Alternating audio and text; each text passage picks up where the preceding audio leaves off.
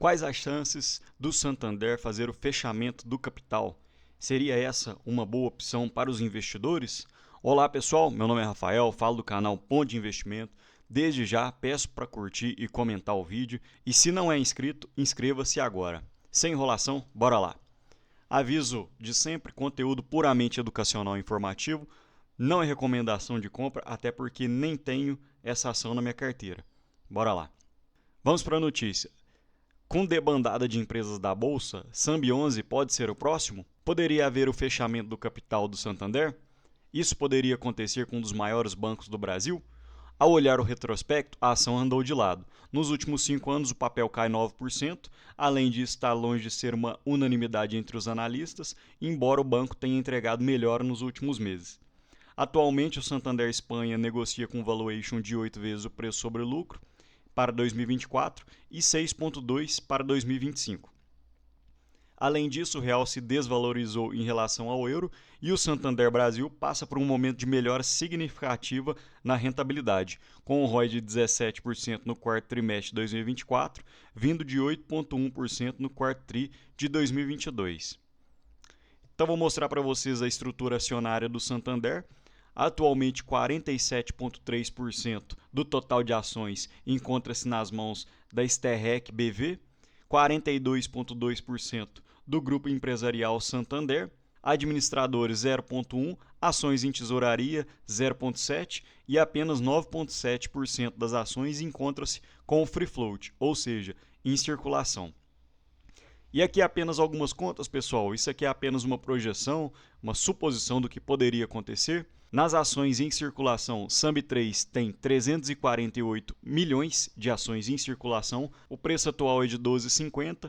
Então, para comprar todas as ações, o Santander desembolsaria cerca de 4,3 bi.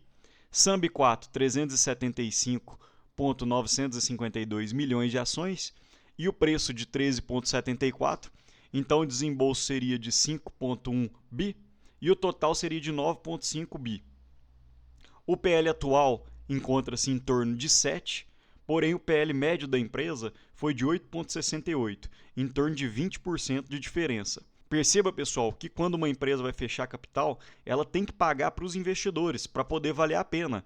Eles não vão simplesmente na bolsa e compram todos os papéis, até porque não é todo mundo que está disposto a vender.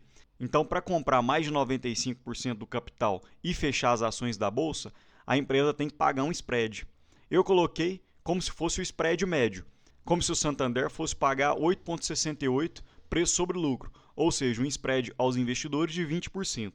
Então, eles teriam que desembolsar cerca de 11,4 bilhões e o valor do euro na data de hoje encontra-se em torno de R$ 6,3.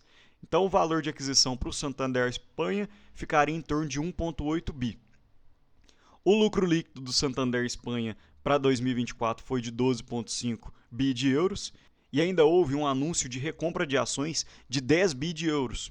Ou seja, esse 1,8 bi talvez não seria tão pesado para o Santander finalizar e fechar o capital aqui no Brasil. Mas vamos ver a seguir o resto da notícia. A tese se fortalece sobretudo ao observar que o grupo já adotou uma estratégia semelhante no Santander México em 2023, gradualmente ampliou sua participação até fechar o capital em abril de 2023, sob a justificativa de que o banco estava descontado. Na época do anúncio da intenção de delistagem, o banco negociava a 5 vezes o preço sobre lucro. Além disso, há precedentes do próprio Santander Brasil, em 2012, quando o banco negociava com múltiplos de 10,8, ou seja, bem acima do múltiplo atual, o grupo reduziu sua participação em 5,76%. Apesar disso, a Genial diz que, embora o caso mexicano sirva como referência, um possível fechamento de capital envolveria desafios estratégicos e financeiros. O Santander Espanha tem direcionado seus esforços para uma maior expansão para a América do Norte, o que poderia tornar a operação de grande escala no Brasil algo contra-estratégico. Além disso, a alocação de capital é um fator crítico, com um payout elevado e uma robusta distribuição de dividendos, o Santander Espanha teria menor flexibilidade para realizar movimentos agressivos de crescimento e fechamento de capital simultaneamente em múltiplas regiões.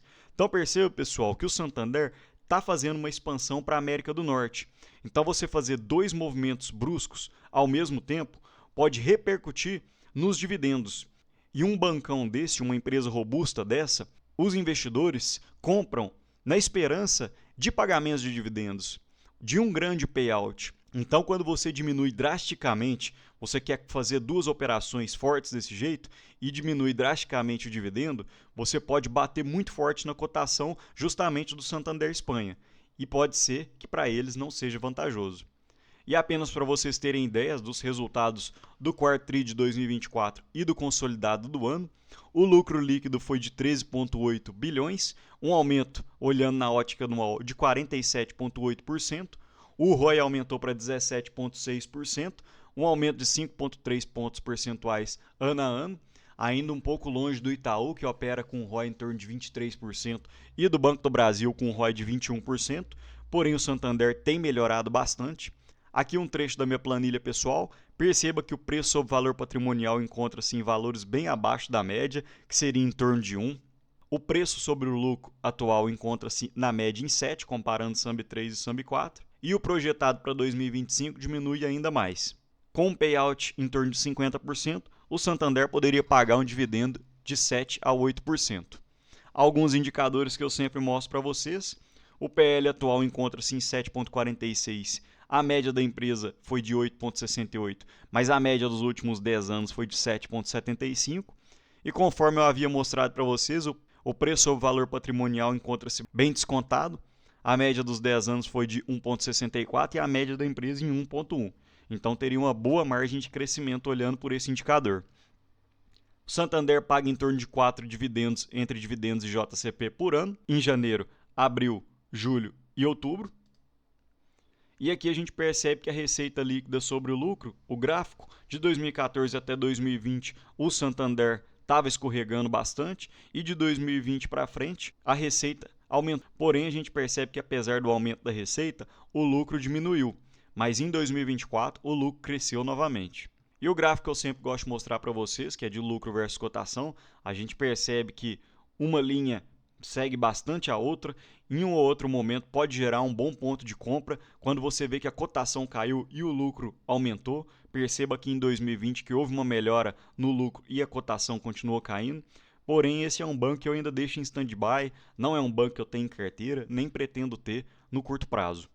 E aqui uma última notícia, o CEO do banco, Mário Leão, vê banco mais preparado para enfrentar a Selic nas alturas. Quem quiser pausar para ler a notícia pode ler, mas o Santander aconteceu um movimento diferente, porque quando a Selic aumentou, o crédito do Santander estava com riscos muito altos.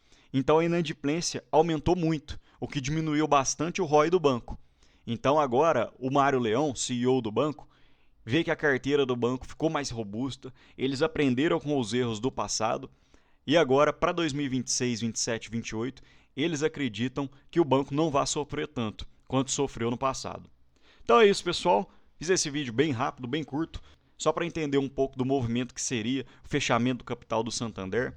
É algo distante, são apenas conjecturas, mas a gente sempre tem que estar pensando em todas as possibilidades. Eu não descarto de forma nenhuma esse fechamento de capital, até porque, teoricamente, seria um bom ponto de compra para o Santander Espanha. Então é isso, um bom dia para vocês, um abraço.